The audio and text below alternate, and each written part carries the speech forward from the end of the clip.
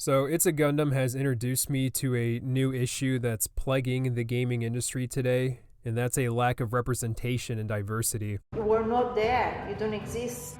The things are not made for you. I don't look like that. Not everyone looks like that. It would seem the specific representation that these women want are characters with, I guess, realistic body shapes in a variety in body types, which is kind of a crazy thing to protest over because we just got a game that represents people like Ricky Berwick. The company Dove has bravely spent billions of dollars and bankrupted their entire business to generate some amazing CGI characters, all with different body shapes. Personally, I think it's kind of stupid to aim for a quote-unquote realistic body shape for playable characters in first-person shooters or in fantasy fighting games, because the idea behind playing as these characters is that you're someone who's superhuman and you can do things that people in real life can't. And that seems to be the type of games that Dove wants to aim for. I know their intentions aren't immoral. They're trying to make people feel happy about themselves, but this is a really stupid fucking idea. Now I'm gonna explain why. So I'll be watching 2 videos today, and maybe they will change my opinion, so let's take a moment to be open-minded. But before we watch these videos, let's have a word from our sponsor. Dove is a hygiene brand-owned company that offers hair products, skincare, and deodorant. One of the most important things that Dove offers is soap. If you're someone who's on Discord and Reddit daily, then you need this shit. Alright, let's start the first video. Había 2 personajes, mujeres, nada más.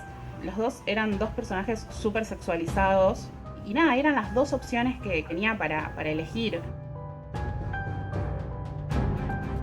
Sounds like they're just mad because everyone in video games has nice teeth.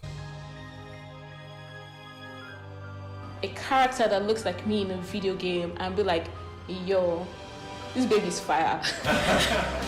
Wait, are these games that allow customization for the playable character, or are these story-based games where the playable character is already set in stone? If it's the latter, you realize not everyone looks like you, so why are you expecting everyone else to play as someone who looks entirely different from themselves? Now, if it's the former, then I have a question for you. Isn't the point of playing video games to not be yourself and play as something you can't be in real life? For example, my ass will never be as buff as Kratos. I'll never be as tall as the Master Chief. Mario's dick is way bigger than mine, but just because these guys have traits I don't have, that doesn't mean I don't want to play those games anymore. A quote from the Dove Company: "Gamers want true-to-life diversity, even in the fantasy realm of gaming." Well, I'm someone who plays video games, and I 100% do not abide by that statement. If you're playing a fantasy game and you're expecting true-to-life features, then that's your own fault. You're just a fucking dipshit.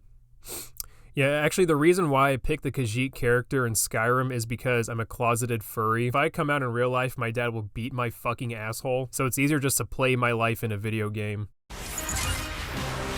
There are thousands of skins available to choose from. But finally, one that looks like mine. Finally, we are one. Yes, being real. Wow. Awesome job, Dove. So instead of these women actually playing as their characters, they get to watch themselves as a video game character. You know, a key characteristic of video games is actually playing the fucking game. Well, as it turns out, all of this was to design a real virtual beauty character art collection. What's the point if they can't play as the character that looks like them? Oh wow, cool, they get to stare at their 3D counterpart on a screen while having zero control over it. Alright, on to the next video. Woo! This is the story of Cynthia, a video game character who, after defeating the last enemy, finds herself facing one much more important battle. The campaign is inspired by a new research study from Dove. Yeah, we already saw those stats. 1/3 of young girls' self-esteem being negatively impacted by the current lack of diversity. Holy shit, go outside. For whatever reason, these videos are only focusing on the female perspective on their own body. So I have to ask, what about the gamer dudes? Like, do you think most of them look like fucking Kratos? I can't think of one video game character I played as that looks like me. What about my perspective? What about my needs, huh? Every time I load up Sonic Frontiers, I just cry. There are tears coming down my face because I can never be a blue hedgehog. I'm just a stupid white fuck, and that's all I'll ever be. That's it. All right, why don't we check out the epic battle that Cynthia has to deal with after killing all these monsters.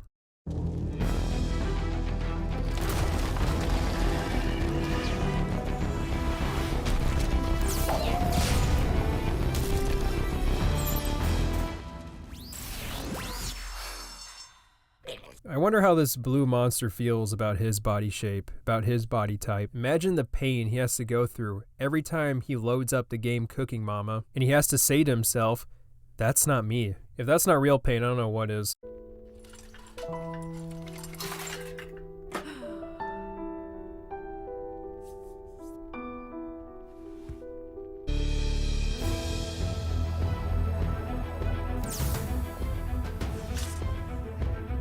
Did you guys see that? Instead of picking the skinny sword, she picks the fat one. Now that's some subtle symbolism. I like it.